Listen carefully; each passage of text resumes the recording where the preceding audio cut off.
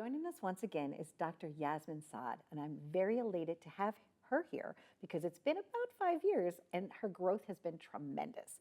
Welcome back. I just want to celebrate you. Thank you so much. Thank you for having me. It's really a pleasure. I've been watching you on social media, and my goodness, the things that you're doing are just tremendous.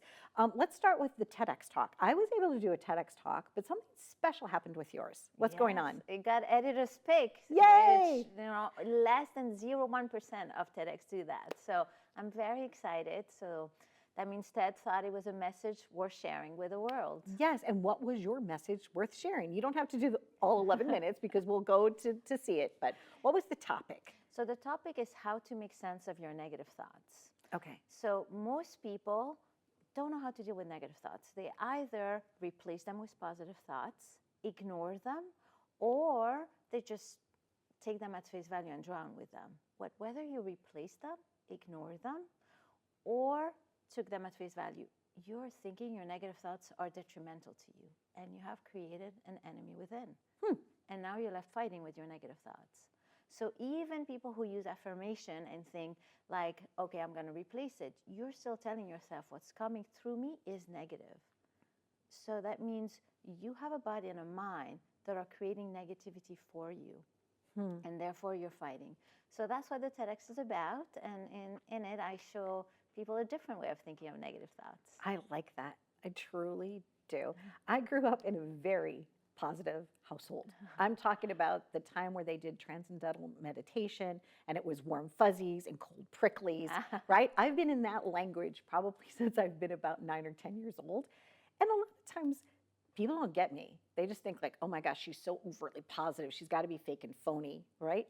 A lot of times it is a coping mechanism for me, right? So that when something bad happens, I take that thought and I'm like, poof, I just like try to send it out somewhere else and away from me. Because we are not just what we eat, but we are our thoughts. Correct. And that's why we want to have positive thoughts. But that would be the second step. The first step is to understand that thought is coming and it's sticking. We get so many thoughts. Why this one sticked and why is it coming? So thoughts are coded messages. And therefore, your job is to decode them. Afterwards, you could replace them, but initially, they carry so much information about you. Yeah. What does this mean? That's right. And why does this bother me? Exactly. Yeah. And what is it here to tell me? So that's the idea. If you think you're not good enough, doesn't mean you're not good enough, but it means that you need to pay attention to your self-esteem. How are you thinking about yourself? Where are you? And so in that TEDx, I show how every thought carries your present, your desired future, the way you motivate yourself to get there, and the obstacle along the way. So they have so many information, and if you were to decode them, you will save yourself so much time. Why did you decide to go into this field? Oh, well, I wanted to help people, of course, but what's very unique about me and this field is, so I have 17 years experience as a psychologist, but I also have 12 years in traditional Chinese medicine. I've been studying under Grandmaster Nan Lu of the Traditional Chinese Medicine World Foundation. So what is very unique is I have a holistic view, a body, mind, spirit. So a lot of psychologists just focus on the mind. I understand the connection of your mind with your environment, your surrounding, where you live, your relationship, and with your body. So when people come to see me, you can tell me you have a hip pain. I can know what are the thoughts you'll be having, what are the frustration you'll be having because of those connections.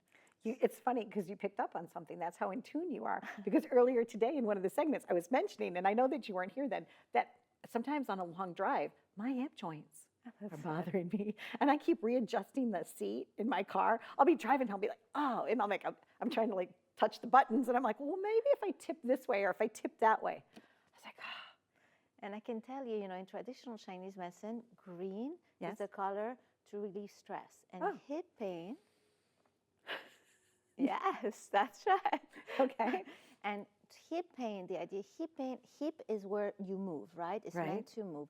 So that means the friction is very tight. When the friction is very tight, that means there's stress being held. When there's stress being held, the emotion of tension and stress is frustration. Okay. So that means that your body is carrying what you're not expressing. So if I'm driving and there's traffic, I could just be expressing the fact that I'm frustrated because there's traffic. That's right. Love that. That's Okay, I'm right. gonna be mindful of that. That's So right. super mindful. The other wonderful growth that's happened for you in your journey is that you have new office space, right? And tell us Yes. about that. Tell us about the decor of each of those special rooms. Yes. So I wanted to create a space where the moment people walked in, they felt good. And we live in New York City, we're disconnected from nature, and we know that nature heals. Research has showed us. So I wanted the moment people walked in, they felt good. And since I have 12 years of experience traditional Chinese medicine, and Chinese medicine is all about the relationship with nature, with your mind, your body. So we have an environment where every room is an element of nature, so that the moment you walk in, you feel good. So we have a water room that when you walk, I can sit there forever. It's so calming. We have a forest room. Talk about stress. That's why the green color, the trees is what de-stresses you. So we have a fire room for people who need more passion, more fire in their life.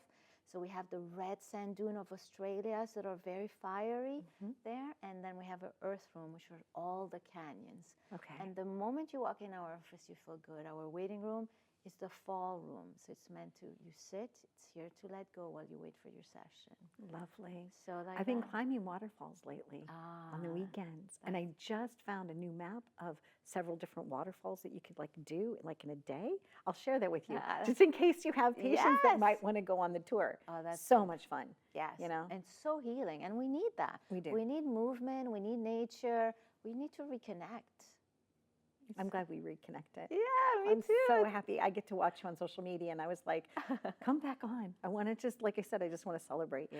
Well, I know thank that you're you so doing good much. work. You're helping so many people, and you're having fun doing it. Yes, I love it. I love doing it, and I love helping people, and I love, introducing them to their mind, to their thoughts, their emotion, how everything works. Well, we're equipped with all of this, and it's healing ourselves constantly, but most people don't know how.